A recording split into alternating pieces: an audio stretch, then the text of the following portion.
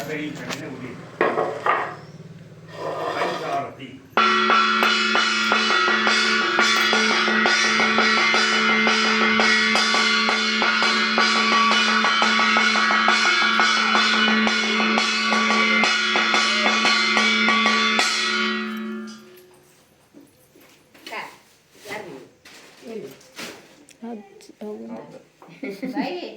ಇದು ಹಾಕ್ದಾ ಆಮೇಲೆ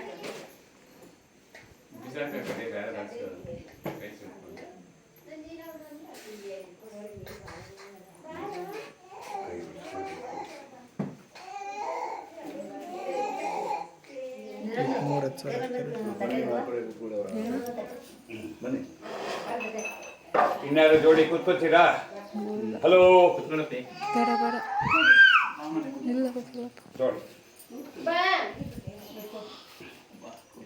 ಸಾಮೂಹಿಕವಾಗಿ ಎಲ್ಲರೂ ಕುತ್ಕೊಳ್ಳಿ.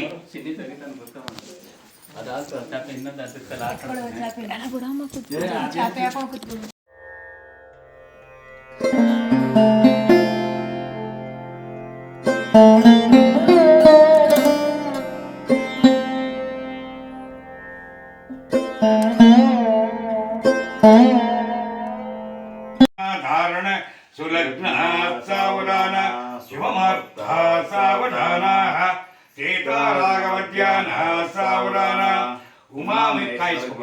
ಉಮಾಮೇಶ್ವರ ಧ್ಯಾನ ಸಾವಧಾನ. ಅಕ್ಷತೆ ಹೂ ಕೈ ತೋಡಿ ಮುನ್ನುಕೋತೆ ಇಟ್ಕೊಳ್ಳಿ. ನಿಮ್ಗೆ ಕಂಫರ್ಟಬಲ್ ನಿಮ್ಗೆ ಹೆಂಗೆ ಬೇಕು ಹಂಗೆ ಇಟ್ಕೊಳ್ಳಿ. ಮುನ್ನುಕೋತೆ ಇಟ್ಕೊಳ್ಳಿ. ಓಂ ಗುರುಭ್ಯೋ ನಮಃ.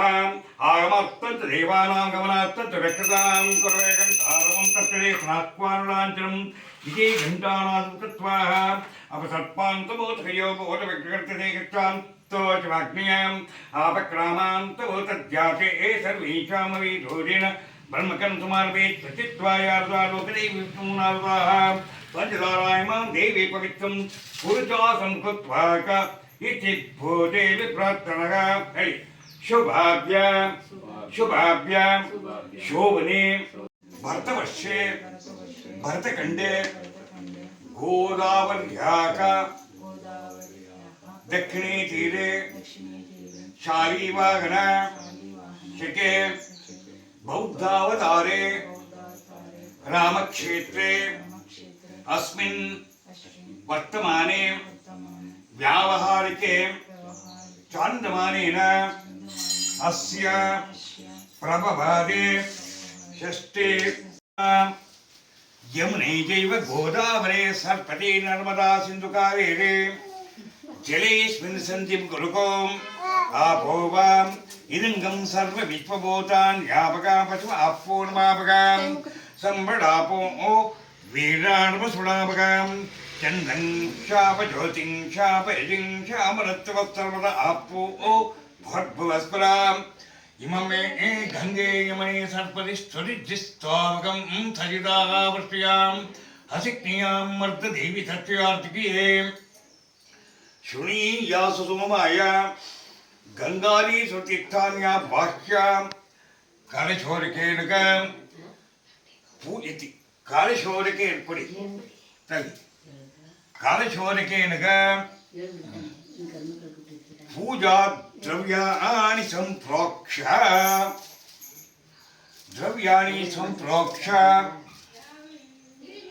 ಆತ್ಮಾನಂಚ. ಆ ಬಾಳೆಹಣ್ಣು ಎತ್ಕೊಳ್ಳಿ. ಆ ಬಾಳೆಹಣ್ಣು ವಿಳ್ಳೆದೆಲೆ ಕೈ ಎತ್ತಿ ಎಲ್ಲ ಸೆಟ್ ಎತ್ಕೊಂಬಿಡಿ. ಹಿಂದೆ ಮುಂದೆ ಸ್ವಲ್ಪ ಮುಕ್ ಮಾಡಿ. ವಿಶ್ವಾಮಿತ್ರ ಸತ್ವಂ ತತ್ಸೇನ ಪರಿಣಿಂಚಯಾಮಿ. ಅಲ್ಲೇ ಇಡಿ. ಸತ್ವಂ ತತ್ಸೇನ ಪರಿಣಿಂಚಯಾಮಿ ಕಾಮದೇವ ಸ್ಮರಾಮಿ. ಕೈ ತೋರಿಸಿ.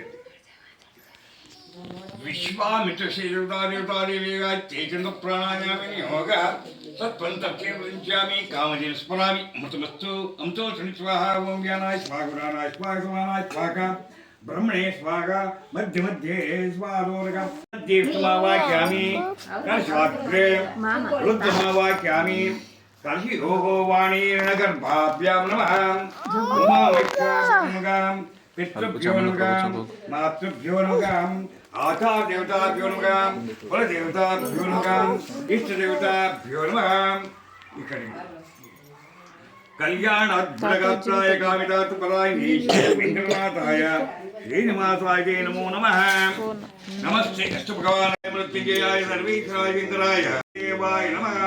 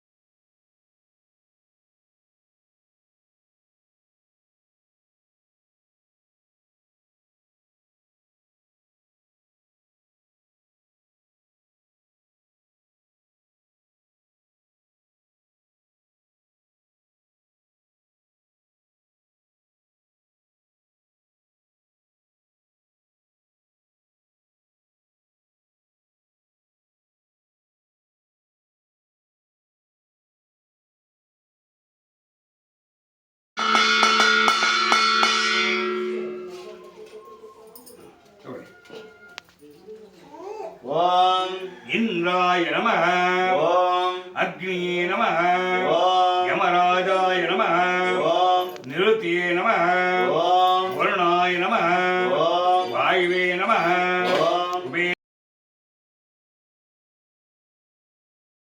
नमः वाचे नमः पद्मनायाय नमः पद्माये नमः सुतये नमः वाहाये नमः उदाये नमः मधाये नमः धन्याये नमः धन्याये नमः प्रियाये नमः आदित्ये नमः दित्ये नमः दीप्ताये नमः वसुधाये नमः वसुधारण्ये नमः कमलाये नमः कान्ताये नमः कामाक्ष्ये नमः क्रोधसंभवाय नमः अनुग्रहपराय नमः बुद्धये नमः अनगाय नमः हरिवल्लभाय नमः अशोकाय नमः अमृताय नमः दीप्ताय नमः लोकशोकविनाशिन्ये नमः धर्मनिलयाय नमः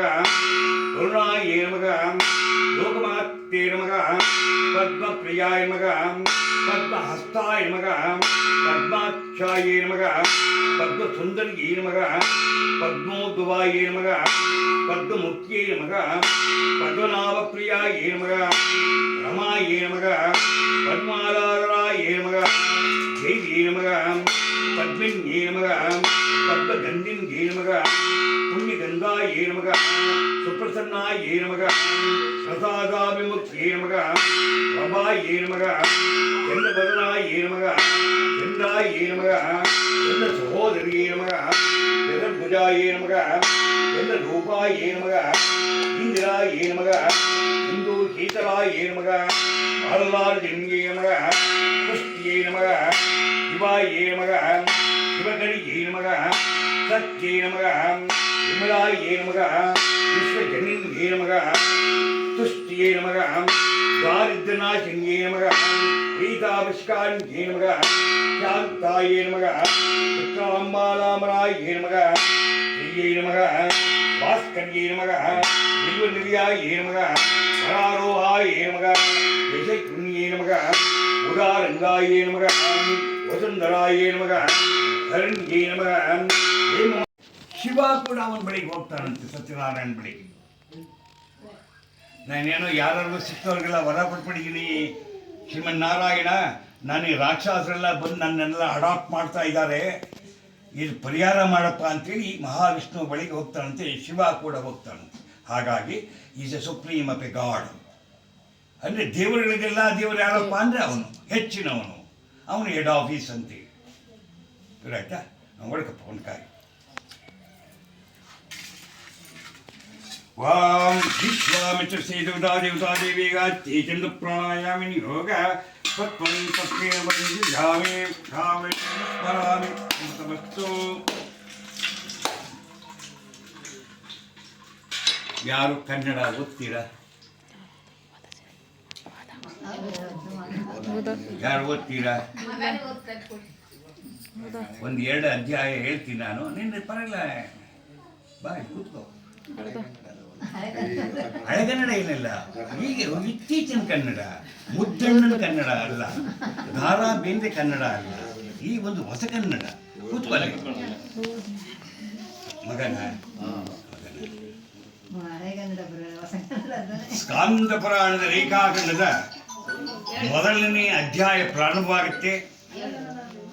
ಎಲ್ಲ ಋಷಿಗಳೆಲ್ಲರೂ ಕೂಡ ಒಮ್ಮೆ ಒಂದು ದಟ್ಟಾರಣ್ಯದಲ್ಲಿ ಒಂದು ಸಭೆಯನ್ನು ಮಾಡ್ತಾರೆ, ಒಂದು ಮೀಟಿಂಗನ್ನು ಮಾಡ್ತಾರೆ, ಸಭೆಯನ್ನು ಮಾಡ್ತಾರೆ. ಆ ಸಭೆಗೆ ಸೂತ ಮಹರ್ಷಿಗಳು ಅಂತಕ್ಕಂಥ ಒಬ್ಬ ಎಲ್ಲವನ್ನು ತಿಳಿದುಕೊಂಡಿರ್ತಕ್ಕಂಥ ಒಬ್ಬ ದೊಡ್ಡ ಗುರುಗಳು ಸೂತ ಮಹರ್ಷಿಗಳನ್ನು ಆ ಸಭೆಗೆ ಆಹ್ವಾನವನ್ನು ಮಾಡ್ತಾರೆ. ಎಲ್ಲ ಋಷಿಗಳು ಆ ಸಭೆಗೆ ಬಂದು ಸೂತ ಮಹರ್ಷಿಗಳು ಕೂತ್ಕೊಳ್ತಾರೆ. ಎಲ್ಲ ಋಷಿಗಳು ಸೂತ ಮಹರ್ಷಿಯನ್ನು ಕೇಳ್ತಾರೆ. ಈಗ ಕಲಿಯುಗ ಪ್ರಾರಂಭವಾಗಿದೆ. ಎಲ್ಲ ಭೂಲೋಕದ ಜನಗಳು ಅಧರ್ಮ ಮಾರ್ಗದಲ್ಲಿ ಹಲವು ಯೋನಿಗಳಲ್ಲಿ ಉದ್ಭವವಾಗಿರ್ತಕ್ಕಂಥವ್ರು ನಾನಾ ಕಷ್ಟಗಳನ್ನು ಪಡ್ತಾ ಇದ್ದಾರೆ. ಎಲ್ಲರೂ ಕೂಡ ಕೆಲವರು ಮಂದಿ ದುರ್ಮಾರ್ಗಿಗಳಾಗಿದ್ದಾರೆ. ಕೆಲವು ಮಂದಿ ದುರ್ಮಾರ್ಗಿಗಳಾಗಿದ್ದಾರೆ. ಈ ಭೂಲೋಕದ ಜನಗಳು ಚೆನ್ನಾಗಿ ಸುಖವಾಗಿ ಇರಬೇಕಾದ್ರೆ ಏನು ಮಾಡಬೇಕು ಅಂತಕ್ಕಂಥದ್ದನ್ನು ಎಲ್ಲ ಋಷಿಗಳು ಸೂತ ಮಹರ್ಷಿಯನ್ನು ಕೇಳ್ತಾರೆ. ಆಗ ಸೂತ ಮಹರ್ಷಿ ಹೇಳ್ತಾರೆ, ಇದೇ ರೀತಿಯಾಗಿ ನಾರದ ಮಹಾಮುನಿಗಳು ಒಮ್ಮೆ ಕೇಳಲಾಗಿ ಎಲ್ಲ ಲೋಕಗಳನ್ನು ಸುತ್ತಕೊಂಡು ಭೂಲೋಕಕ್ಕೆ ನಾರದ ಮಹಾಮುನಿಗಳು ಬರ್ತಾರಂತೆ. ಈ ಭೂಲೋಕದಲ್ಲಿ ಇರ್ತಕ್ಕಂಥ ಜನಗಳನ್ನು ನೋಡ್ತಾರಂತೆ. ಹಲವು ಯೋನಿಗಳಲ್ಲಿ ಉದ್ಭವವಾಗಿರ್ತಕ್ಕಂಥ ಮಾನವರು ಸಕಲ ಕಷ್ಟ ಕಾರ್ಪಣ್ಯಗಳಿಂದ ಇವರು ದುಃಖವನ್ನು ಪಡ್ತಾ ಇರ್ತಾರೆ. ಕೆಲವರು ದುರ್ಮಾರ್ಗಿಗಳಾಗಿರ್ತಾರೆ. ಈ ಭೂಲೋಕದ ಜನಗಳಿಗೆ ಸುಖವಾಗಿ ಚೆನ್ನಾಗಿ ಇರಬೇಕಾದ್ರೆ ಯಾವ ಪೂಜೆಯನ್ನು ಮಾಡಿಸಬೇಕು ಅಂದ್ಕೊಂಡು ಯೋಚನೆಯನ್ನು ಮಾಡುತ್ತಾ ವೈಕುಂಠದಲ್ಲಿ ವಾಸ ಮಾಡ್ತಾ ಇರ್ತಕ್ಕಂಥ ಶ್ರೀಮನ್ ನಾರಾಯಣನ ಬಳಿಗೆ ಶ್ರೀಮನ್ ನಾರದರು ಹೋಗ್ತಾರಂತೆ. ನಾರದರನ್ನು ನೋಡಿ ಶ್ರೀಮನ್ ನಾರಾಯಣ ಬರಮಾಡಿಕೊಳ್ತಾನೆ. ಆವಾಗ ನಾರದ ಮಹಾಮುನಿಗಳು ಶ್ರೀಮನ್ ನಾರಾಯಣನಿಗೆ ಹೇಳ್ತಾರೆ, ನಾನು ಎಲ್ಲ ಲೋಕಗಳನ್ನು ಸುತ್ತಕೊಂಡು ಒಮ್ಮೆ ಭೂಲೋಕಕ್ಕೆ ಹೋಗಿದ್ದೆ. ಈ ಭೂಲೋಕದಲ್ಲಿ ವಾಸ ಮಾಡತಕ್ಕಂಥ ಜನಗಳು ಕೆಲವು ಮಂದಿ ದುರ್ಮಾರ್ಗಿಗಳಾಗಿದ್ದಾರೆ. ಹಲವು ಮಂದಿಗಳು ಕಷ್ಟ ಕಾರ್ಪಣ್ಯಗಳಿಂದ ನರಳ್ತಾ ಇದ್ದಾರೆ, ರೋಗ ರುಜಿನಗಳಿಂದ ನರಳ್ತಾ ಇದ್ದಾರೆ. ಇದರಿಗೆಲ್ಲ ಪರಿಹಾರ ಮಾಡಬೇಕಾದ್ರೆ ಯಾವ ಪೂಜೆಯನ್ನು ನಾನು ಭೂಲೋಕದ ಜನಗಳಲ್ಲಿ ಮಾಡಿಸಬೇಕು ಅಂತೇಳಿ ನಾರದ ಮಹಾಮುನಿಗಳು ಶ್ರೀಮನ್ ನಾರಾಯಣನ ಕೇಳ್ತಾರೆ. ಆಗ ಶ್ರೀಮನ್ ನಾರಾಯಣ ಹೇಳ್ತಾನೆ, ಅತಿ ದುರ್ಬಲವಾದಂಥ ಒಂದು ವ್ರತ ಇದೆ, ಅದುವೇ ಸತ್ಯನಾರಾಯಣ ಸ್ವಾಮಿಯ ವ್ರತ.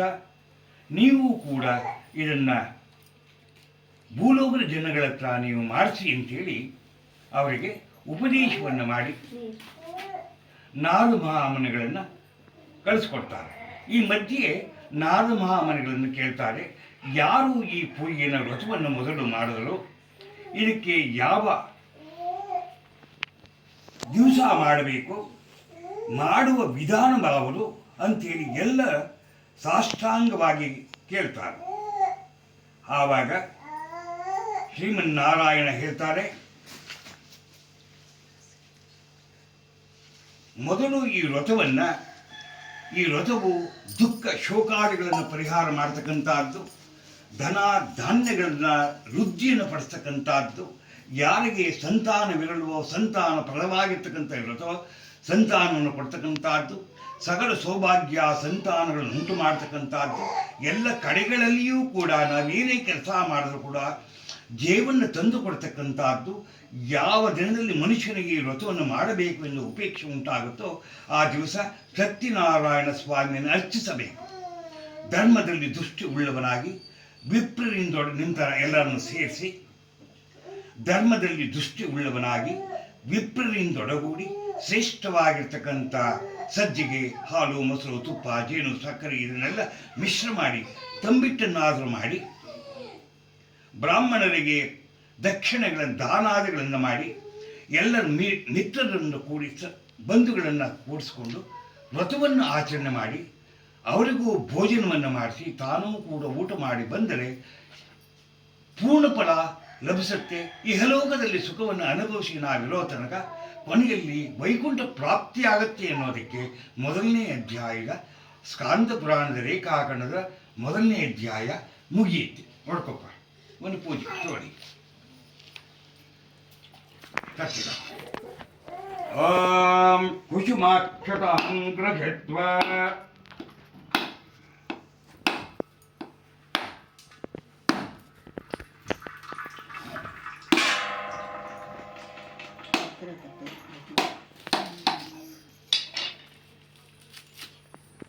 ಓಂ ವಿಶ್ವಾಮಿತ್ರ ಶ್ರೀಯುಕ್ತಾದಿಯುಕ್ತಾದೇವೇಗಾತ್ಯೇ ಚಂದ ಪ್ರಾಣಾಯಾಮ ನಿಯೋಗ ಸತ್ವಂ ತತ್ಯೇಂದ್ರಿಂಚಾಮಿ ಕಾಮರಿ ಸ್ಮರಾಮಿ ಮೃತಮತ್ತು ಮೃತು ಸ್ವಾಹ.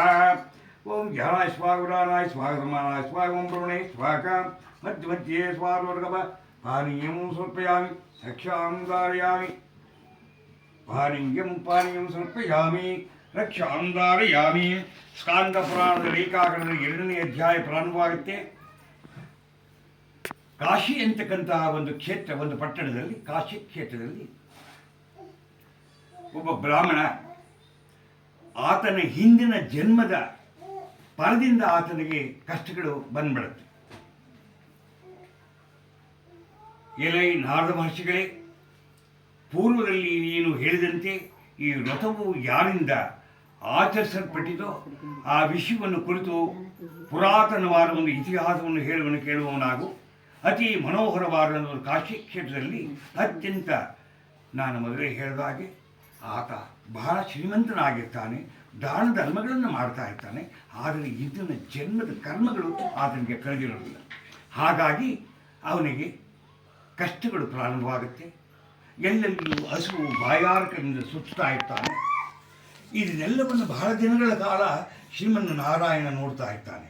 ಯಾತಕ್ಕೋಸ್ಕರ ಈ ಬಡ ಬ್ರಾಹ್ಮಣ ದಿವಸವೂ ಎಲ್ಲ ಕಡೆಯೂ ಒಂದು ಸುಳ್ಳು ಹೇಳೋದಿಲ್ಲ, ಒಂದು ಮೋಸ ಮಾಡೋದಿಲ್ಲ, ಯಾರನ್ನು ಏನೂ ಕೇಳೋದಿಲ್ಲ. ತಾನು ಉಪವಾಸ ಇದ್ದು ತಾನೇ ಕಷ್ಟವನ್ನು ಪಡ್ತಾ ಇದ್ದಾನೆ. ಇವರನ್ನು ಪರೀಕ್ಷೆ ಮಾಡಬೇಕು ಅಂತೇಳಿ ಶ್ರೀಮನ್ನಾರಾಯಣ ಒಬ್ಬ ಋಷಿಯ ವೇಷವನ್ನು ಧರಿಸಿ ಈ ಬಡ ಬ್ರಾಹ್ಮಣ ಸುತ್ತಾ ಇರ್ತಕ್ಕಂಥ ಬ್ರಾಹ್ಮಣನ ಬಳಿಗೆ ಹೋಗ್ತಾನೆ. ಆವಾಗ ವೇಷಧಾರಿಯಾಗಿ ಬಂದಿರತಕ್ಕಂಥ ಶ್ರೀಮನ್ನಾರಾಯಣ ಈ ಬಡ ಬ್ರಾಹ್ಮಣನ ಬಳಿಗೆ ಬಂದು, ಯಾತಕ್ಕೋಸ್ಕರ ನೀವು ಈಗ ಸುತ್ತಾ ಇದ್ದೀರಾ, ನಿಮಗೇನು ಕಷ್ಟ ಅಂತೇಳಿ ವಿಚಾರ ಮಾಡ್ತಾನೆ. ನನಗೆ ತುಂಬ ಕಷ್ಟ ಬಂದಿದೆ. ಈಗ ನನಗೆ, ನಾನು ಹಿಂದೆ ತುಂಬ ಚೆನ್ನಾಗಿದ್ದೆ. ನನ್ನ ಹಿಂದಿನ ಜನ್ಮದ ಕರ್ಮದ ಫಲವಾಗಿ ನಾನು ಈಗ ಕಷ್ಟಗಳನ್ನು ಅನುಭವಿಸ್ತಾ ಇದ್ದೀನಿ. ಇದಕ್ಕೆ ಏನಾದರೂ ಪರಿಹಾರ ನಿಮಗೇನಾದರೂ ಗೊತ್ತಿದ್ದರೆ ಅದನ್ನು ತಿಳಿಸಿ ಅಂತೇಳಿ ವೇಷಧಾರಿಯಾಗಿ ಬಂದಿರತಕ್ಕಂಥ ಶ್ರೀಮನ್ನಾರಾಯಣನನ್ನು ಈ ಬಡ ಬ್ರಾಹ್ಮಣ ಕೇಳ್ತಾನೆ.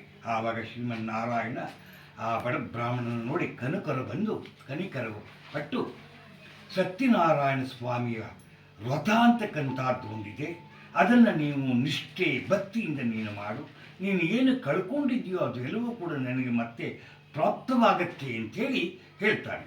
ನಾನು ಖಂಡಿತ ಹಾಗೆ ಮಾಡ್ತೀನಿ ಅಂತೇಳಿ ಬೊಗ್ತಾನೆ. ಶ್ರೀಮನ್ನಾರಾಯಣ ಅದೃಶ್ಯನಾಗ್ಬಿಡ್ತಾನೆ.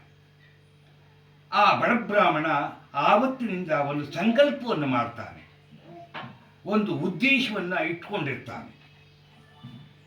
ನಾನೂ ಕೂಡ ಈ ಸತ್ಯನಾರಾಯಣ ಸ್ವಾಮಿಯ ವ್ರತವನ್ನು ನಾನು ಮಾಡಬೇಕು ಅಂತೇಳಿ ಒಂದು ಸಂಕಲ್ಪ ಮಾಡಿಕೊಂಡು ಹಲವು ದಿನಗಳ ಕಾಲ ಭಿಕ್ಷೆಯನ್ನು ಮಾಡಿ ಬೇಡ್ತಾನೆ. ಅಂದಿನಿಂದ ಮಾರನೇ ದಿವಸದಿಂದ ಅವನಿಗೆ ಹೆಚ್ಚಿನ ರೂಪದಲ್ಲಿ, ಭಿಕ್ಷೆಯ ರೂಪದಲ್ಲಿ ಅವನಿಗೆ ಆ ಬ್ರಾಹ್ಮಣಿಗೆ ಕೆಲವು ಹಣಗಳ ಆತನು ಸಿಕ್ಕತ್ತು. ಅದರಲ್ಲೇ ಸ್ವಲ್ಪ ಹಣವನ್ನು ಕೂಡಿಟ್ಟು ಒಮ್ಮೆ ತನ್ನ ನೆಂಟರು ಇಷ್ಟರನ್ನೆಲ್ಲ ಸೇರಿಸಿ ಸತ್ಯನಾರಾಯಣ ಸ್ವಾಮಿ ಪೂಜೆಯನ್ನು ಮಾಡ್ತಾನೆ. ಅವನ ಹಿಂದಿನ ಜನ್ಮದ ಕರ್ಮಗಳ ವೃತ್ತದಿಂದ ಆತನ ಕರ್ಮಗಳು ಕಳೆದು ಅಂದಿನಿಂದ ಆತನು ಕಳ್ಕೊಂಡಿದ್ದನ್ನೆಲ್ಲ ಸಂಪಾದನೆಯನ್ನು ಮಾಡ್ತಾನೆ. ಮತ್ತೆ ವಾಪಸ್ ಶ್ರೀಮನ್ನಾರಾಯಣ ಕೊಡ್ತಾನೆ.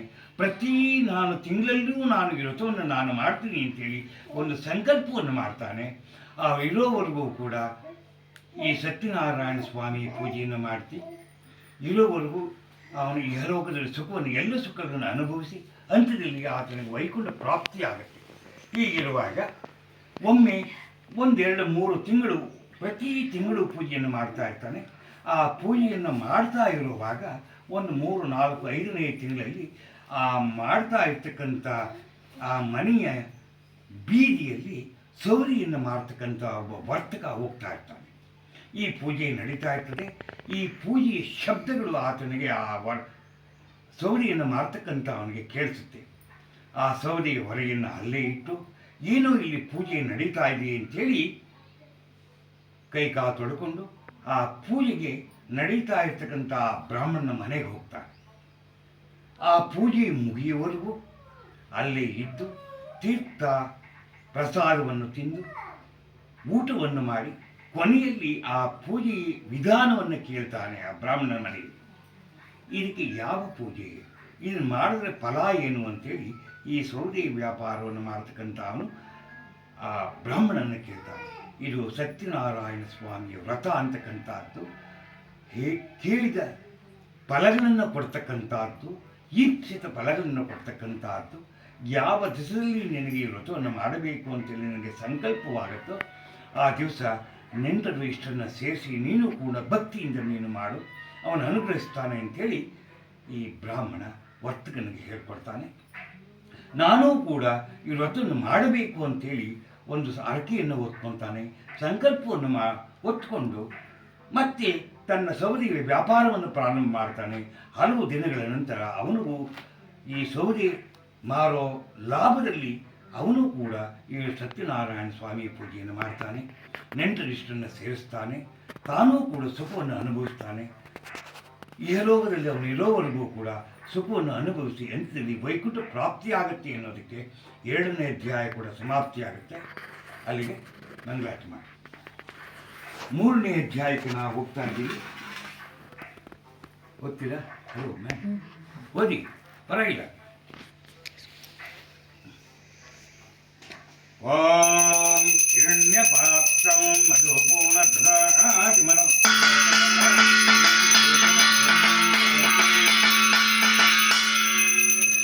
ಏಕದಾ ಬ್ರಹ್ಮಣೋ ಪರತಿಂ ಏಕದೇವ ಯಜಮಾನಾಶ್ಚೇಜೋ ದಧಾತಿಂ ಕುಬೇರಾಯ ಶ್ರೀರಾಮಾರಾಜಾನುಗ ವೇದ್ವಕ್ತಮನ ವಿಶ್ವಂ ಸಮರ್ಪಯಾಮಿ ಕುಸುಮಾಕ್ಷತಾಂಧ್ರಜತ್ವ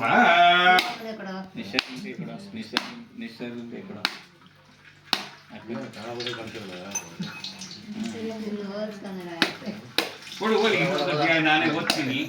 3-4ನೇ ಅಧ್ಯಾಯಕ್ಕೆ ನಿನಗೆ ಹೋಗಿ ಬಂದೆ. ಧೈರ್ಯವಾಗಿ ಹೇಳು, ಪರವಾಗಿಲ್ಲ, ಏನಿಲ್ಲ.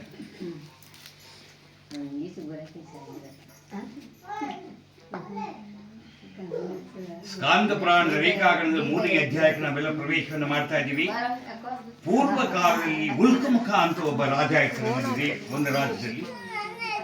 ಆತನು ಜಿತೇಂದ್ರಿಯನಾಗಿಯೂ ಸತ್ಯವಾದಿಯಾಗಿಯೂ ಒಳ್ಳೆಯ ಬುದ್ಧಿಶಾಲಿಯಾಗಿಯೂ ರಾಜ್ಯವನ್ನು ನಡೆಸ್ತಾ ಇರ್ತಾನೆ. ಆತನು ಪ್ರತಿ ದಿವಸದಲ್ಲಿಯೂ ದೇವಾಲಯಕ್ಕೆ ಹೋಗಿ ದೇವರ ಆರಾಧನೆಯನ್ನು ಮಾಡಿ ಬ್ರಾಹ್ಮಣರಿಗೆ ದ್ರವ್ಯ ದಾನಾದಿಗಳನ್ನು ಕೊಟ್ಟು ಇದನ್ನು ಪೂಜೆಯನ್ನು ಮಾಡ್ತಾ ಇದ್ದಾರೆ. ಒಂದು ದಿನ ಒಂದಾನೊಂದು ಸಮಯದಲ್ಲಿ ಆತನ ಪತ್ನಿಯಾದ ಸುಂದರಳಾಗಿಯೂ ಕಮಲದಂತೆ ಮುಖವುಳ್ಳವಳಾಗಿಯೂ ಪತಿರ್ವತಿಯೂ ಆದ ಈ ಉಲ್ಕಮುಖನ ರಾಣಿ ಭದ್ರಶೀಲ ಅಂತ ಬರೀತಾಳೆ. ಸ್ತ್ರೀಯು ಪತಿಯುಕ್ತಳಾಗಿ ಒಂದು ನದಿಯ ದಡದಲ್ಲಿ ಸತ್ಯನಾರಾಯಣ ಸ್ವಾಮಿ ಪೂಜೆಯನ್ನು ಉಲ್ಕಮುಖ ಮತ್ತೆ ಭದ್ರಶೀಲ ಅಂತಕ್ಕಂಥ ರಾಜ ರಾಣಿ ಸತ್ಯನಾರಾಯಣ ಸ್ವಾಮಿ ಪೂಜೆಯನ್ನು ಮಾಡ್ತಾ ಇರ್ತಾರೆ. ಆ ಮಾಡೋದಕ್ಕೆ ಕಾರಣ ಏನಪ್ಪ ಅಂದ್ರೆ ಅವ್ರಿಗೆ ಸಂತಾನ ಮಕ್ಕಳು ಇರೋದ್ರ. ಹಾಗಾಗಿ ಈ ಸತ್ಯನಾರಾಯಣ ಸ್ವಾಮಿಯ ಪೂಜೆಯನ್ನು ಒಂದು ನದಿ ದಡದಲ್ಲಿ ಉಲ್ಕಮುಖ ಮತ್ತು ಭದ್ರಶೀಲ ಮಾಡ್ತಾ ಇರ್ತಾರೆ.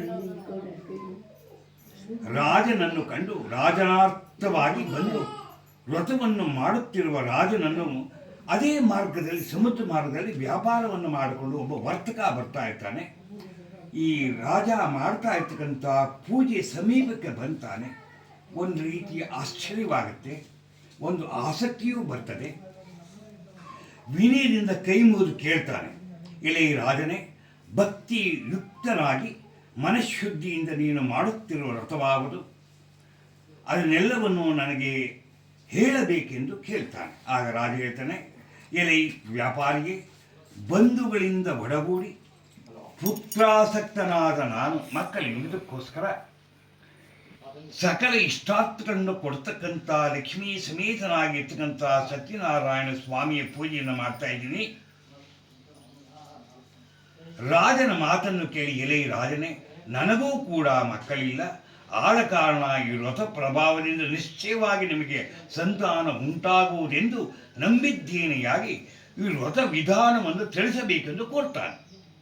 ರಾಜನಿಂದ ಆ ವಿಧಾನವನ್ನು ತಿಳಿದುಕೊಂಡು ವ್ಯಾಪಾರದಿಂದ ಹಿಂತಿರುಗಿ ಬಹು ಸಂತೋಷದಿಂದ ತನ್ನ ಮನೆಯನ್ನು ಸೇರ್ತಾನೆ ಈ ವ್ಯಾಪಾರ ಮಾಡ್ತಕ್ಕಂಥ ವರ್ತಕ. ಸಂತಾನಪ್ರದವಾದ ಈ ವ್ರತ ಮಹಾತ್ಮೆಯನ್ನು ಎಲ್ಲವನ್ನು ತನ್ನ ಹೆಂಡತಿಗೆ ಹೇಳ್ತಾನೆ ವರ್ತಕ.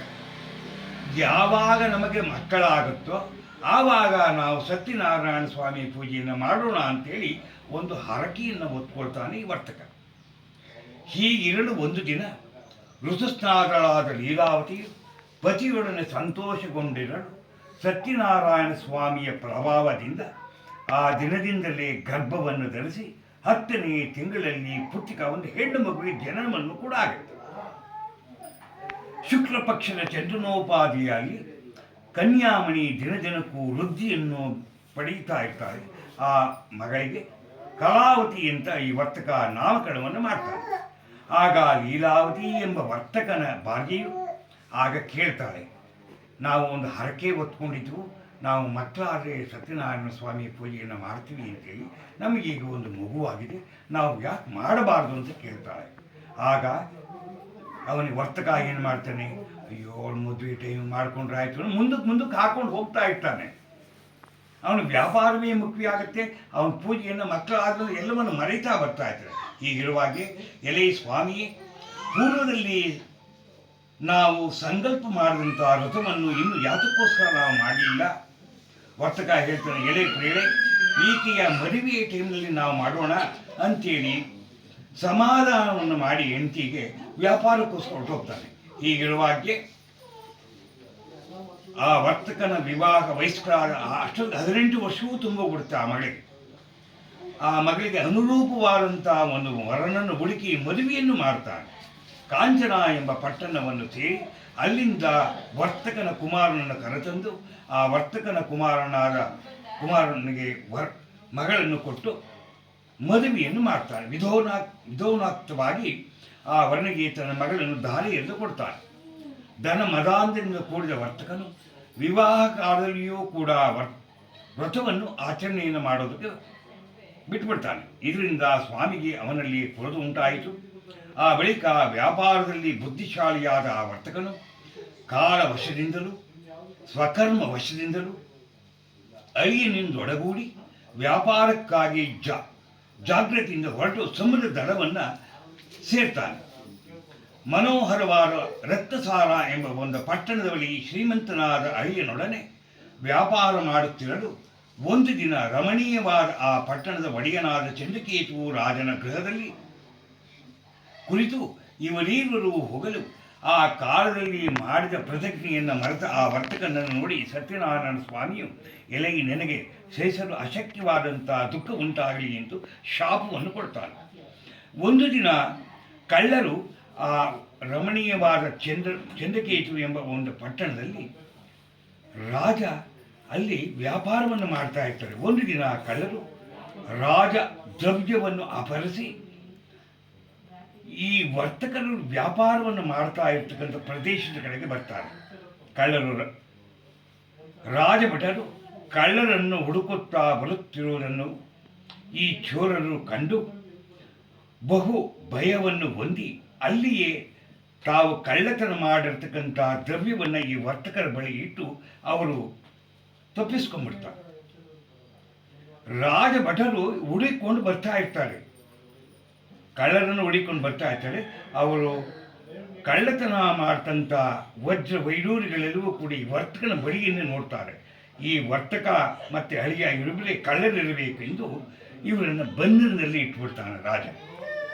ಹೀಗಿರುವಾಗ ಸಮೀಪವನ್ನು ಹೊಂದಿ ಇಂಥ ಎಲೆ ಪ್ರಭುವೆ, ದ್ರವ್ಯ ಸಮೇತರಾಗಿ ಇಬ್ಬರು ಕಳ್ಳರನ್ನು ಬಂಧಿಸುತ್ತೇವೆ, ವಿಚಾರಿಸಿ ಶಿಕ್ಷೆಯನ್ನು ಅಪ್ಪಣೆ ಕೊಡಿಸಬೇಕಾಗಿ ಹೇಳ್ತಾರೆ. ಬಳಿಕ ವರ್ತಕರಿರುವರು ವಿಚಾರಣೆ ಇಲ್ಲದೆಯೇ ರಾಜಾಜ್ಞೆಯಿಂದ ಹಗ್ಗದಿಂದ ಕಟ್ಟಲ್ಪಟ್ಟು ಕಾರಾಗೃಹದಲ್ಲಿರಿಸಲ್ಪಟ್ಟರು. ಸತ್ಯನಾರಾಯಣ ಸ್ವಾಮಿಯ ಮಹಿಮೆಯಿಂದ ಇವರಾಡುವ ಮಾತುಗಳು ಯಾರಿಗೂ ಕೇಳಿಸುತ್ತಿರಲಿಲ್ಲ. ಚಂದ್ರಕೇತು ಎಂಬ ರಾಜನಿಂದ ಇವರಿದ್ದ ಸಂಪತ್ತನ್ನು ಗ್ರಹಿಸಲ್ಪಟ್ಟು, ಇದಲ್ಲದೆ ಸ್ವಾಮಿಯ ಶಾಪದಿಂದ ಇವರ ಮನೆಗಳಲ್ಲಿ ಇವರು ಅಳಿಯ ಮತ್ತು ವರ್ತಕ ಇಬ್ಬರು ರಾಜ ಬಂಧನದಲ್ಲಿರ್ತಾನೆ. ಅವರ ಸ್ವಂತ ಮನೆಯಲ್ಲಿ ವರ್ತಕರ ಮನೆಯಲ್ಲಿ ಕಳ್ಳತನವಾಗುತ್ತೆ. ಎಲ್ಲರನ್ನು ಕಳಕುಮುಟ್ಟು ನಿರ್ಗತಿಕರಾಗ್ತಾರೆ. ನಿರ್ಗತರಾಗಿ ಒಂದು ದಿವಸ ಈ ವರ್ತಕನ ಮನೆಯಲ್ಲಿ ಈ ವರ್ತಕನ ಮಗಳು ಎಲ್ಲೋ ಒಂದು ಕಡೆ ಸತ್ಯನಾರಾಯಣ ಸ್ವಾಮಿ ಪೂಜೆ ನಡೀತಾ ಇರ್ತದೆ. ಆ ಸತ್ಯನಾರಾಯಣ ಸ್ವಾಮಿ ಪೂಜೆಗೆ ಹೋಗ್ತಾಳೆ. ಈ ಸತ್ಯನಾರಾಯಣ ಸ್ವಾಮಿಯ ಕಥೆಯನ್ನು ಕೇಳಿ ತಾನೂ ಕೂಡ ಈ ವ್ರತವನ್ನು ಮಾಡ್ತೀನಿ ಅಂತೇಳಿ ಒಂದು ಸಂಕಲ್ಪವನ್ನು ಮಾಡಿಕೊಂಡು ಒಮ್ಮೆ ಎಲ್ಲರನ್ನೂ ಸೇರಿಸಿ ಸತ್ಯನಾರಾಯಣ ಸ್ವಾಮಿ ವ್ರತವನ್ನು ಮಾಡ್ತಾನೆ. ಈ ಹುಡುಗಿ ವರ್ತಕನ ಮಗಳು ಮಾಡ್ತಾಳೆ. ಮಾಡಿ ಆ ಸಮಯದಲ್ಲಿ ಅವರಿಗೆ ರಾಜನಿಗೆ ಜ್ಞಾನೋದಯವಾಗತ್ತೆ. ತಾನು ಬಂಧನದಲ್ಲಿ ಇಟ್ಟಿರ್ತಕ್ಕಂಥ ವರ್ತಕ ಮತ್ತು ಅಳಿಯನನ್ನು ಬಿಟ್ಟು ಕಳಿಸ್ತಾರೆ. ಈ ಊರಿಗೆ ಬಂದ ಮೇಲೆ ತಾವೂ ಕೂಡ ಈ ವರ್ತಕನ ಹೆಂಡತಿ, ವರ್ತಕನ ಅಳಿಯ ಇವರು ಎಲ್ಲರೂ ಸೇರಿ ಸತ್ಯನಾರಾಯಣ ಸ್ವಾಮಿ ಪೂಜೆಯನ್ನು ಮಾಡ್ತಾರೆ. ಅಂದಿನಿಂದ ಸುಖವಾಗಿ ಸಂತೋಷವಾಗಿ ನೆಮ್ಮದಿಯಾಗಿ ಇರ್ತಾರೆ. ಇಲ್ಲಿಗೆ 3ನೇ ಅಧ್ಯಾಯ ಮುಗಿಯಿತು. 4ನೇ ಅಧ್ಯಾಯಕ್ಕೆ ನಾವು ಪ್ರವೇಶವನ್ನು ಮಾಡ್ತಾ ಇದ್ದೀವಿ. ನಿಧಾನ ಓದೋಣ ಪರವಾಗಿಲ್ಲ. ನೀವೇ ಓದಿದ್ರೆ ಅವ್ರದ್ದು ಅರ್ಥನೇ ಆಗುತ್ತಲ್ಲ. ಕೊಡಚ್ಚಿನಿ ಅವ್ರು ಹೇಳಿದ್ರೆ ಸರಿ ಆಗುತ್ತೆ. ನೀವು ಏನು ಗೊತ್ತಾಗುತ್ತೆ. ನೀನು ಓದ್ತೀಯಾ? ಅವ್ರು ಓದಿದ್ರು ಅರ್ಥ ಹೇಳೋಕೆ ಬರಲ್ವಲ್ಲ. ನಾನು ಅರ್ಥ ಹೊಡಿಸ್ತೀನಿ. ಹೇಳಮ್ಮ. 4 ಸ್ಕಾಂದ ಪುರಾಣದ ಲೇಖಾಕರಣದ 4ನೇ ಅಧ್ಯಾಯ ಪ್ರಾರಂಭವಾಗುತ್ತೆ. ವಾಂ ವಿಶ್ವಾಮಿತ್ರ ಶ್ರೀರಾಜ ಈಗ ಚೇತಿಲ ಪ್ರಾಣಾಯಾಮಿನಿ ಯೋಗ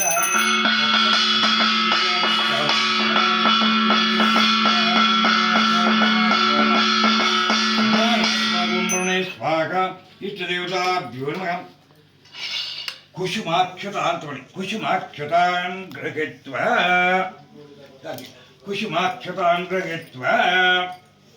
ನಿಧಾನಕ್ಕೋದು ಪರವಾಗಿಲ್ಲ. ಪುನಃ ಸೂತರು ಸೌನಕ ಕಾದಿ ಕೊಡಪ್ಪ. ಭಯ ಪಡ್ತಾ ಇದ್ದೀವಿ. ಕೊಡಪ್ಪ. ಅವರು ಓದಿದ್ರೆ ಆಗಲ್ಲ. ಸೂತರು ಶೌನಕಾದಿಗಳನ್ನು ಕಂಡು ಎಲೆ ಋಷಿಗಳಿರ ಬಳಿಕ ವೈಷ್ಣವ ಅಳಿಯನನ್ನು ಒಡಗೂಡಿ ಮಂಗಳ ಸ್ನಾನ ಮಾಡಿ ನಿತ್ಯ ಕರ್ತವ್ಯವನ್ನು ಪೂರೈಸಿ ಬ್ರಾಹ್ಮಣರಿಗೆ ದ್ರವ್ಯ ದಾನವನ್ನು ಮಾಡಿ ಸ್ವಗ್ರಾಮವನ್ನು ಕುರಿತು ತೆರಳುತ್ತಾನೆ. ಸ್ವಲ್ಪ ದೂರ ಹೋಗುವಷ್ಟರಲ್ಲಿ ಸತ್ಯನಾರಾಯಣ ಮತ್ತೆ ಪರೀಕ್ಷೆಯನ್ನು ಮಾಡ್ತಾನೆ. ಸತ್ಯನಾರಾಯಣ ಸ್ವಾಮಿ ವೇಷವನ್ನು ಧರಿಸಿಕೊಂಡು ಮತ್ತೆ ವರ್ತಕ ಮತ್ತು ಅಳಿಯನನ್ನು ಪರೀಕ್ಷೆಯನ್ನು ಮಾಡೋದಕ್ಕೋಸ್ಕರ ಬರ್ತಾರೆ. ಬ್ರಾಹ್ಮಣರಿಗೆ ದ್ರವ್ಯವನ್ನು ದಾನ ಮಾಡಿ ಸ್ವಗ್ರಾಮವನ್ನು ಕುರಿತು ತೆರಳಿದನು. ಸ್ವಲ್ಪ ದೂರ ಹೋಗುವಷ್ಟರಲ್ಲಿ ಸತ್ಯನಾರಾಯಣ ಸ್ವಾಮಿಯು ಸನ್ಯಾಸಿ ವೇಷಧಾರಿಯಾಗಿ ಬಂದು, ಎಲೆ ಈ ವರ್ತಕರೇ, ನಿಮ್ಮ ಹಡಗಿನಲ್ಲಿ ಏನಿದೆ ಅಂತ ಕೇಳ್ತಾನೆ. ಆವಾಗ ಧನ ಮದಾಂಧರಾದಂಥ ವರ್ತಕರು ಇವರು ಯಾವನೋ ಬಡ ಬ್ರಾಹ್ಮಣ ಇರಬೇಕು ಅಂದ್ಕೊಂಡು ಅವನ್ನ ಆಡ್ಕೊಂಡ್ಬಿಡ್ತಾರೆ. ಯಾರು? ಅಳಿಯ ಮತ್ತು ವರ್ತಕ.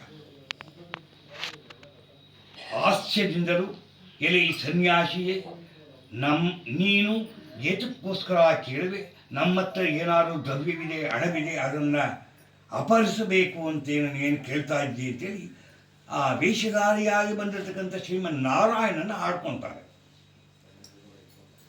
ನಿಮ್ಮ ಹಡಗಿನಲ್ಲಿ ಏನಿದೆ ಅಂತ ಕೇಳ್ತಾರೆ. ಅವರು ಸುಳ್ಳು ಹೇಳ್ತಾರೆ.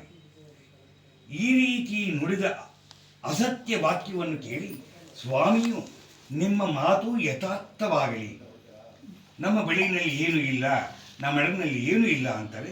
ಆದರೆ ಹಡಗಿನಲ್ಲಿ ವಜ್ರ ವೈಡೂರ್ಯ ಎಲ್ಲವೂ ಇರುತ್ತೆ. ಆಗ ವೇಷಧಾರಿಯಾಗಿರ್ತದೆ ಶ್ರೀಮನ್ನಾರಾಯಣ, ನಿಮ್ಮ ಹತ್ರ ಇರ್ತಕ್ಕಂಥದ್ದೆಲ್ಲವೂ ಎಲೆ ಬಳ್ಳಿಗಳೇ ಆಗಲಿ ಅಂತೇಳಿ ಶಾಪವನ್ನು ಕೊಡ್ತಾರೆ. ನಿಮ್ಮ ಮಾತು ಯಥಾರ್ಥವಾಗಿ ಎಂದು ಹೇಳಿ ಹೊರಟು ಹೋಗ್ತಾನೆ. ವರ್ತಕರು ಸ್ವಲ್ಪ ದೂರ ಪ್ರಯಾಣ ಮಾಡಿ ಸಮುದ್ರ ದಡವನ್ನು ಸೇರಿದ ಮೇಲೆ ನಿತ್ಯ ಕರ್ಮಗಳನ್ನು ಮುಗಿಸಿ ಪುನಃ ಹಡಗಿನ ಹತ್ರಕ್ಕೆ ಬರ್ತಾರೆ. ಅದರಲ್ಲಿರುವ ಎಲ್ಲ ಎಲೆ ಬಳ್ಳಿಗಳನ್ನು ನೋಡ್ತಾರೆ. ಅವರ ದ್ರವ್ಯಗಳೆಲ್ಲ ಹೋಗುತ್ತೆ, ಬರೀ ಎಲೆ ಹಂಬುಗಳೇ ಅಲ್ಲಿ ತುಂಬಿರ್ತವೆ. ಇದನ್ನು ಕಂಡು ದ್ರವ್ಯಬೋಧ ದುಃಖದಿಂದ ಪ್ರಲಾಪಿಸುತ್ತಾ ಮಾವನನ್ನು ಕಂಡು ಅಳಿಯನು ಹೇಳ್ತಾನೆ, ಎಲೈ ಮಾವನೇ, ವ್ಯಸನ ಪಡುತ್ತೀಯೇ? ಸನ್ಯಾಸಿಯಿಂದ ಶಾಪವನ್ನು ಕೊಡಲ್ಪಟ್ಟಿದ್ದರಿಂದ ನಮ್ಮ ಪದಾರ್ಥವೆಲ್ಲವೂ ಈ ರೀತಿಯಾಯಿತು. ಆತನಿಗೆ ನಾವು ಶರಣಾಗತರಾದಲ್ಲಿ ನಮ್ಮ ಉದ್ದೇಶವು ನೆರವೇರುವುದು, ನಮ್ಮ ದ್ರವ್ಯಗಳು ಸಿಕ್ಕತ್ತೆ ಅಂತೇಳಿ ವೇಷಧಾರಿಯಾಗಿ ಬಂದಿರತಕ್ಕಂಥ ಶ್ರೀಮಾನ್ ನಾರಾಯಣನನ್ನು ಹುಡುಕೊಂಡು ಹೋಗ್ತಾರೆ. ಅಳಿಯನ ಮಾತನ್ನು ಕೇಳಿ ಪುನಃ ಆತನ ಸಮೀಪಕ್ಕೆ ಹೋಗಿ ಭಕ್ತಿಯಿಂದ ನಮಸ್ಕಾರವನ್ನು ಮಾಡಿ ಹೇಳ್ತಾರೆ, ಎಲೈ ಯತಿಶ್ರೇಷ್ಠನೇ, ಪೂರ್ವದಲ್ಲಿ ನಿನ್ನೊಡನೆ ಯಾವ ಅಸತ್ಯವೂ ನನ್ನಿಂದ ಹೇಳಲ್ಪಟ್ಟಿತೋ ಅಂತ ಅಪರಾಧವನ್ನು ಕ್ಷಮಿಸು ಎಂಬುದಾಗಿ ನಮಸ್ಕಾರವನ್ನು ಮಾಡ್ತಾರೆ ಶ್ರೀಮನ್ನಾರಾಯಣನಿಗೆ ಈ ವರ್ತಕಾಮತಳಿಯ. ಆಗ ಯತಿಯು ದುಃಖಿಸುತ್ತಿರುವುದನ್ನು ವರ್ತಕನನ್ನು ನೋಡಿ ಪ್ರಸನ್ನನಾಗಿ ತನ್ನ ರುಜುರೂಪವನ್ನು ತೋರ್ತಾನೆ. ಎಲೈ ದುರ್ಬುದ್ಧಿಗೆ, ಈ ನನ್ನ ಮಾತನ್ನು ಕೇಳು, ದುಃಖಿಸಬೇಡ. ನನ್ನನ್ನು ಪೂಜಿಸದೆ ಮತ್ತನಾಗಿದ್ದೀಯ. ನನ್ನಾಜ್ಞೆಯಿಂದ ಬಾರಿ ಬಾರಿಗೂ ದುಃಖಗಳನ್ನು ಹೊಂದುತ್ತೇ ಇರುವೆ. ಅದನ್ನು ಕೇಳಿದಂಥ ವರ್ತಕ ಹೇಳ್ತಾನೆ, ಎಲೈ ಸ್ವಾಮಿಯೇ, ಬ್ರಹ್ಮಾದಿ ಸಮಸ್ತ ದೇವತೆಗಳು ಕೂಡ ನಿನ್ನ ಆಶ್ಚರ್ಯಕರಗಳಾದಂಥ ಗುಣಗಳನ್ನು ತಿಳಿಯದೆ ಮಾಯೆಯಿಂದ ಮೋಹಿತರಾಗಿರುವಲ್ಲಿ ಮೂಢರಾದ ನಾವು ನಿಮ್ಮ ಮಾಯೆ, ನಾವು ನಿನ್ನ ಸ್ವರೂಪವನ್ನು ಎಂತಲೂ ತಿಳಿಯಲು ಸಾಧ್ಯವೇ? ವಿದ್ಯುಕ್ತವಾಗಿ ನಿನ್ನ ಪೂಜೆಯನ್ನು ಖಂಡಿತ ಮಾಡುವೆವು. ನಮ್ಮನ್ನು ಕರುಣಿಸು. ಪೂರ್ವದಲ್ಲಿ ನಮ್ಮಿಂದ ಮಾಡಲ್ಪಟ್ಟ ಅಪರಾಧವನ್ನು ಕ್ಷಮಿಸಿ ನಮ್ಮನ್ನು ರಕ್ಷಿಸು ಎಂದು ಭಕ್ತಿಯುಕ್ತರಾಗಿ ಪ್ರಾರ್ಥಿಸಿ ವರ್ತಕರನ್ನು ಕಂಡ ಸ್ವಾಮಿ ಹೇಳ್ತಾನೆ. ಅವರಿಗೆ ಅನೇಕ ವರಗಳನ್ನು ಕೊಡ್ತಾನೆ. ಪೂರ್ವ ಹಣವನ್ನು ಅನುಗ್ರಹಿಸಿ ಅಂತರನಾಗ್ತಾನೆ.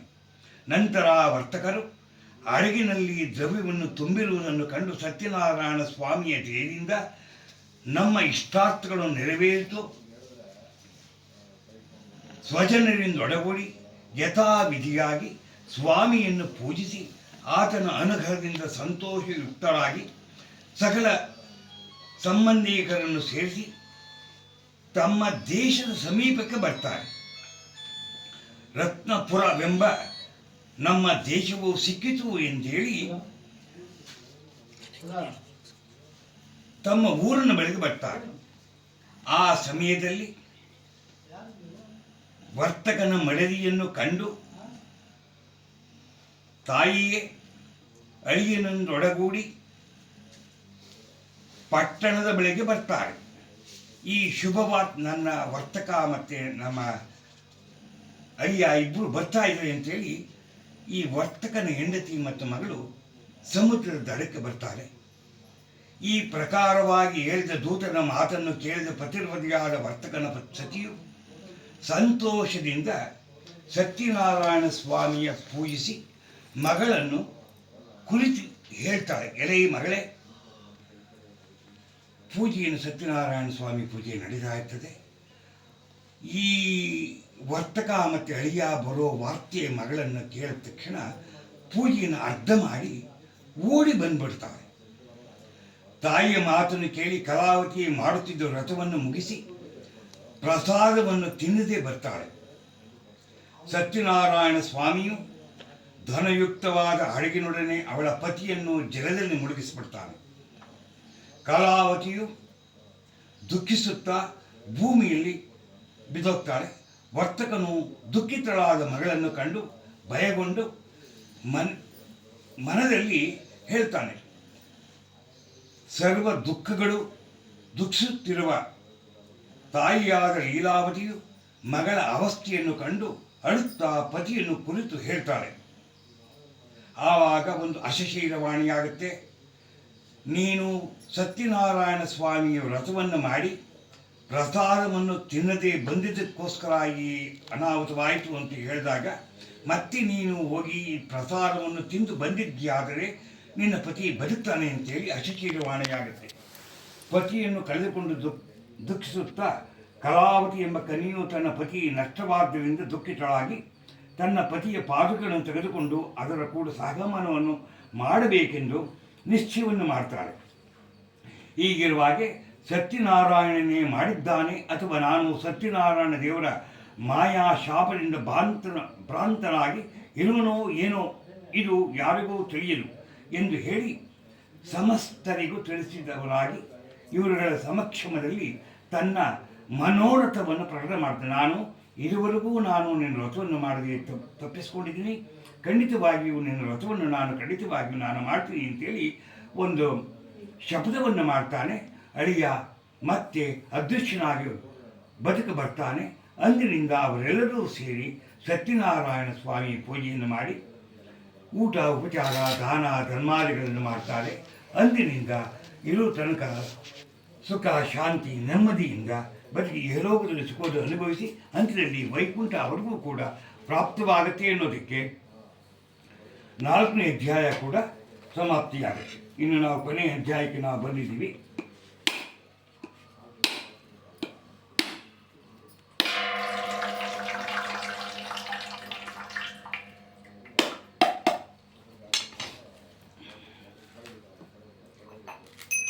ಓಂ ಶಾಲೇಯಸ್ತಂಡನ ಶಿವಾನ್ ಅಕ್ಷರಾನ್ ಸಮರ್ಪಯಾಮಿ ಕುಸುಮಾಕ್ಷತಾನ್ ಗೃಹೀತ್ವಾ.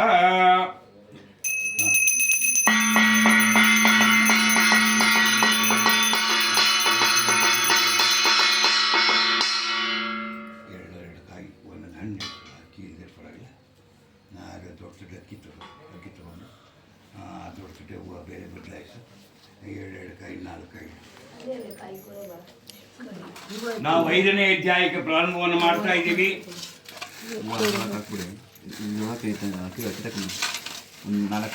ಇನ್ನೂ ಒಂದು ಇತಿಹಾಸ ಹೇಳಿ. ಪೂರ್ವ ಕಾಲದಲ್ಲಿ ಅಂಗಧ್ವಜ ಎನ್ನುವ ರಾಜ ಇರ್ತಾನೆ. ಆ ರಾಜನು ಸತ್ಯನಾರಾಯಣ ಸ್ವಾಮಿಯ ಪ್ರಸಾದವನ್ನ ತ್ಯಾಗ ಮಾಡಿದ್ದರಿಂದ ಅತಿಯಾದ ದುಃಖವನ್ನು ಹೊಂದುತ್ತಾನೆ. ಒಂದಾನೊಂದು ಸಮಯದಲ್ಲಿ ಆ ರಾಜನು ಅರಣ್ಯಕ್ಕೆ ಹೋಗಿ ಬರ್ತಾ ಇರ್ತಾನೆ. ಅಲ್ಲಿ ಒಂದು ವಟ ಅಂದರೆ ಒಂದು ಆಲದ ಮರಕ್ಕೆ ನಾವು ವಟವೃಕ್ಷ ಅಂತ ಹೇಳ್ತೀವಿ. ಆ ವಟವೃಕ್ಷದ ಕೆಳಗಡೆ ಸತ್ಯನಾರಾಯಣ ಸ್ವಾಮಿ ಪೂಜೆ ನಡೀತಾ ಇರ್ತದೆ. ಈ ಹಸು ಮೇಯಿಸ್ತಕ್ಕಿರ್ತಕ್ಕಂಥ ಗೊಲ್ಲ ಜನಾಂಗದವರು ಸತ್ಯನಾರಾಯಣ ಸ್ವಾಮಿ ಪೂಜೆಯನ್ನು ಈ ವಟವೃಕ್ಷದ ಹತ್ರ ಮಾಡ್ತಾ ಇರ್ತಾರೆ. ವಟವೃಕ್ಷದ ಹತ್ರ ಮಾಡ್ತಾ ಇರ್ತಾರೆ. ಇದನ್ನ ಈ ಈ ರಾಜ ನೋಡ್ತಾನೆ. ಅವನು ಆ ದಾರಿಯಲ್ಲೇ ಕಾಡಿಗೆ ಹೋಗಿ ಭೇಟಿಯನ್ನು ಮಾಡಿ ಅದೇ ದಾರಿಯಲ್ಲಿ ಬರ್ತಾ ಇರ್ತಾನೆ. ಆದರೆ ಆತನಿಗೆ ಒಂದು ಗರ್ವ ಇರ್ತದೆ. ಈ ವ್ರತವನ್ನು ಮಾಡ್ತಾ ಇರ್ತಕ್ಕಂಥ ಈ ವ್ರತದ ಪ್ರಸಾದವನ್ನು ಕೂಡ ಅವನು ನಾನು ಬೇಡ ಅಂತ ಹೇಳ್ತಾನೆ.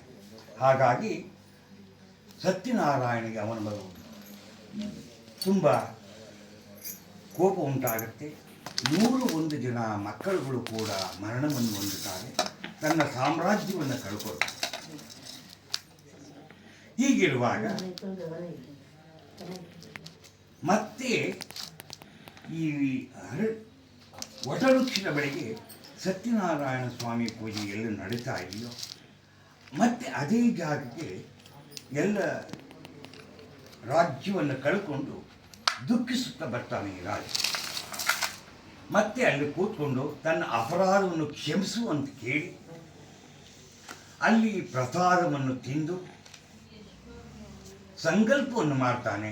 ಅವನು ಕೂಡ ಈ ಸತ್ಯನಾರಾಯಣ ಸ್ವಾಮಿ ವ್ರತವನ್ನು ಮಾಡಿ ತಾನು ಏನು ಕಳ್ಕೊಂಡಿದ್ನೋ ಅದೆಲ್ಲವನ್ನೂ ಕೂಡ ಪಡಿತಾನೆ.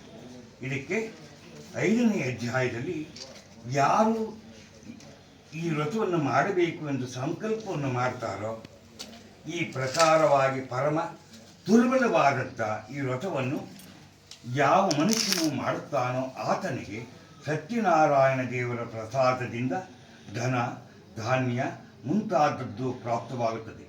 ಮತ್ತು ಯಾವನು ದರಿದ್ರನಾಗಿರುವನೋ ಅವನಿಗೆ ಧನಪ್ರಾಪ್ತಿಯಾಗುತ್ತದೆ. ಎಲ್ಲ ಕಷ್ಟಗಳಿಂದ ವಿಮುಕ್ತನಾಗಿ ಯಾವ ಮನುಷ್ಯನು ಭೀತಿ ಹೊಂದಿರುವನೋ ಅವನು ಭಯದಿಂದ ಮುಕ್ತನಾಗುತ್ತಾನೆ. ಇಹಲೋಕದಲ್ಲಿ ಸಂಪೂರ್ಣ ಸುಖವನ್ನು ಅನುಭವಿಸಿ ಅಂತ್ಯಕಾಲದಲ್ಲಿ ವೈಕುಂಠವನ್ನು ಹೊಂದುತ್ತಾನೆ ಎಂಬುದಲ್ಲಿಗೆ ಸತ್ಯನಾರಾಯಣ ಸ್ವಾಮಿಯ ಪೂಜೆ ಸಮಾಪ್ತಿಯಾಗುತ್ತೆ. ಇದನ್ನು ಕೆಲವರು ಸತ್ಯವಾದದ್ದು ಮತ್ತೆ ಸೂತ ಮಹರ್ಷಿಗಳನ್ನು ಹೇಳ್ತಾರೆ. ಎಲೆ ಶೋಕನಾದಿಗಳೇ, ಈ ಪ್ರಕಾರ ಸತ್ಯನಾರಾಯಣ ದೇವರ ವ್ರತವನ್ನು ನಾನು ನಿಮಗೆ ಕಥನ ಮಾಡಿಸಿರುತ್ತೇನೆ. ಈ ವ್ರತವನ್ನು ಮಾಡಿದ್ದಾದರೆ ಮನುಷ್ಯರು ಸಂಪೂರ್ಣ ದುಃಖ ದಶೆಯಿಂದ ಸತ್ಯವಾಗಿ ಮುಕ್ತರಾಗುತ್ತಾರೆ. ಕಲಿಯುಗದಲ್ಲಿ ಸತ್ಯನಾರಾಯಣ ಪೂಜೆಯು ವಿಶೇಷವಾಗಿ ಪೂಜ್ಯ ಫಲವನ್ನು ಕೊಡ್ತಕ್ಕಂಥದ್ದು. ಈ ಸತ್ಯನಾರಾಯಣನನ್ನು ಕೆಲವರು ಕಾಲವೆಂದು ಹೇಳುತ್ತಾರೆ, ಕೆಲವರು ಸತ್ಯನೆಂದು ಹೇಳುತ್ತಾರೆ, ಕೆಲವರು ಈಶ್ವರ ಎಂದು ಹೇಳುತ್ತಾರೆ. ಹೀಗೆ ನಾನಾ ಪ್ರಕಾರವಾದ ರೂಪಧಾರಣೆ ಮಾಡಿ ಸಕಲ ಶ್ರದ್ಧಾ ಭಕ್ತಿ ಯುಕ್ತರಾಗಿ ಭಕ್ತರುಗಳಿಗೆ ಈಪ್ಸಿತ ಫಲಗಳನ್ನು ಕೊಡ್ತಕ್ಕಂಥ ಈ ಸನಾತನವಾದ ಈ ಭಗವಂತನು ಈ ಕಲಿಯುಗದಲ್ಲಿ ಸತ್ಯನಾರಾಯಣ ರೂಪವನ್ನು ಧರಿಸಿಕೊಂಡು ಎಲ್ಲ ಪೂಜೆಯನ್ನು ಮಾಡಿಸ್ತಾ ಇರ್ತಾನೆ. ಮುನಿ ಕುಲೋತ್ತಮರ ಯಾರು ಈ ಸತ್ಯನಾರಾಯಣ ವ್ರತವನ್ನು ದಿನವೂ ಶ್ರವಣ ಮಾಡುತ್ತಾರೋ, ಹೇಳುತ್ತಾರೋ, ಕೇಳುತ್ತಾರೋ, ಪಠನ ಮಾಡುತ್ತಾರೋ ಸಮಸ್ತವಾದ ದುಃಖವು ಸತ್ಯದೇವರ ಪ್ರಸಾದದಿಂದ ನಾಶವನ್ನು ಹೊಂದಿ ಸುಖದಿಂದ ಇರುತ್ತಾರೆ. ಇದರಲ್ಲಿ ಸಂಶಯವಿಲ್ಲವೆಂದು ಸೂತ ಪುರಾಣಿಕರು ಶೌಕನಾದಿ ಋಷಿಗಳಿಗೆ ಎಲ್ಲರೂ ಕೂಡ ಈ ಕಥೆಯನ್ನು ಪಠಣವನ್ನು ಮಾಡ್ತಾರೆ, ಹೇಳ್ತಾರೆ. ಅಂದಿನಿಂದ ಈಗ ನೀವೆಲ್ಲರೂ ಭೂಲೋಕದಲ್ಲಿ ಮಾಡ್ತಾ ಇದ್ದೀರಲ್ಲ, ಬಹಳ ದಿನಗಳಿಂದ ಈ ವ್ರತವನ್ನು ಎಲ್ಲರೂ ಕೂಡ ಜಾತಿ ಭೇದ ಧರ್ಮವಿಲ್ಲದೆ ಮಾಡಿಕೊಂಡು ಬರ್ತಾ ಇದ್ದಾರೆ. ಅವನ ಪ್ರಸಾದದಿಂದ ಅವನ ಪೂಜೆಯಿಂದ ಎಲ್ಲ ಕಷ್ಟಗಳು ದೂರವಾಗಿ ಶಾಂತಿಯಿಂದ ಇದ್ದು ಭಕ್ತಿ ಮಕ್ಕಳಿಗೆ ಇದೇ ಇರ್ತಕ್ಕಂಥ ಮಕ್ಕಳ ಸಂತಾನ ಭಾಗ್ಯವನ್ನು ಕೊಡ್ತಕ್ಕಂಥ ಈ ಸಂತಾನ ಪರವಾಗಿರ್ತಕ್ಕಂಥ ಈ ಸತ್ಯನಾರಾಯಣ ಸ್ವಾಮಿ ಪೂಜೆಯನ್ನು ಇವತ್ತಿನ ದಿವಸ ನೀವು ಕೂಡ ಇಲ್ಲಿ ಮಾಡ್ತಾ ಇದ್ದೀರಿ. ಎಲ್ಲ ಇಷ್ಟಾರ್ಥಗಳು ನಮಗೆ ಸಿಕ್ಕಲಿ ಅಂತೇಳಿ, ದೊರಕಲಿ ಅಂತೇಳಿ ನಾವು ಕೂಡ ಕೇಳೋಣ. ಓಂ ವಿಶ್ವಾಮಿತ್ರ ಶ್ರೀದೇವೇಚೇತನ ಪ್ರಾಣಾಯಾಮಿನಿ ಯೋಗ ಸತ್ವಂತ ಸಜ್ಜಿಗೆ ಸತ್ವಂತೇನ ಪರಿಚಿಂತೆಯಾಮಿ ಕಾಮರೇಣ ಸ್ಮರಾಮಿ ಅಮೃತಮಸ್ತು ಅಮೃತೋ ಸ್ವಾಹ. ಓಂ ವ್ಯಾಯ ಸ್ವಾಹ ಉಡಾನಾಯ ಸ್ವಾಹ ಸಮಾನಾಯ ಸ್ವಾಹ ಬ್ರಹ್ಮಣೇ ಸ್ವಾಹ.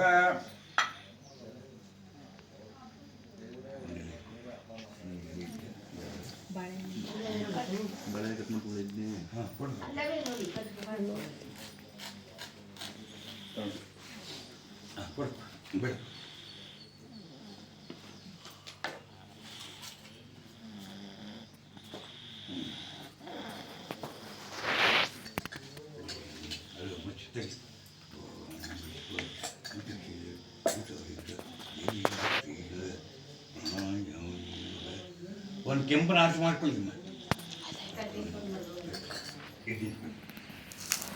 ಓಂ ವಿಶ್ವಾಮಿತ್ರೇ ಸವಿತಾ ದೇವತಾದೇವೇನ ಪ್ರಾಣಾಯಾಮಿನಿ ಯೋಗ ಸತ್ವಂತೇಂಚಾಮಿ ಕಾಮನೆ. ನನ್ನ ಸುಮ್ಮನೆ ಕೈ ತೋರಿಸಿ ಅಲ್ಲಿ ನಿಂತ್ಕೊಂಡು ಮಾಡಿ. ಕಾಮನೇ ಸ್ಮರಾಮಿ ಅಮೃತಮಸ್ತು ಸ್ವಾಹ.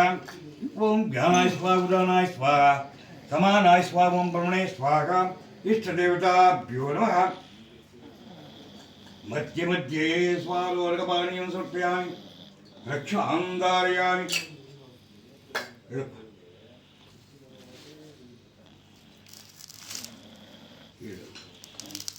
ತೊಳಿ ಕರ್ಪೂರ ಹಾಕುಮ್ಮ. ಇಲ್ಲಿ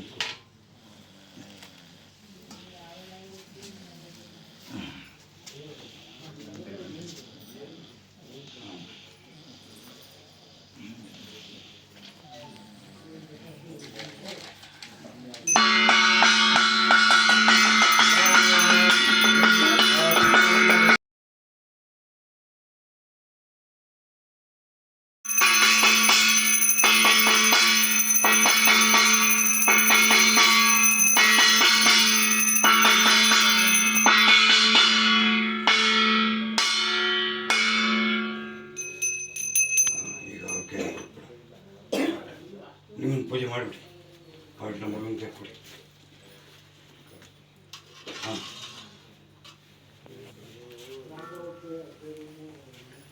ಹಾಡು ಗೀಡು ಏನಾದ್ರು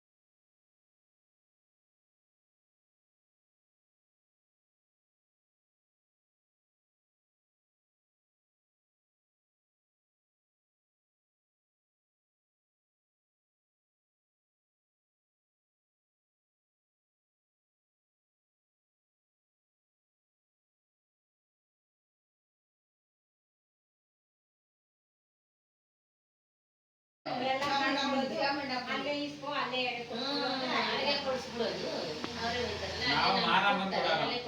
ಮಾರಮ್ಮನ್ನೆಲ್ಲ ಆರತಿ ಕೊಡೋದು ನಾವು, ಚಾಮುಂಡಮ್ಮನ್.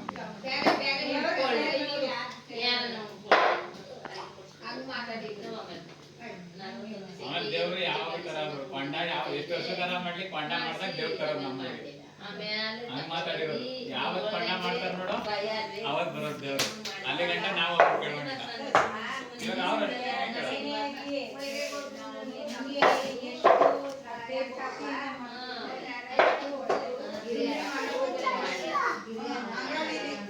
ಕಲ್ಪಾಡಲ್ಲಿ ಅತ್ತೆದದು ಇವಾಗ ಹತ್ತನೇ ಒಂದು ಅಲ್ಲಿ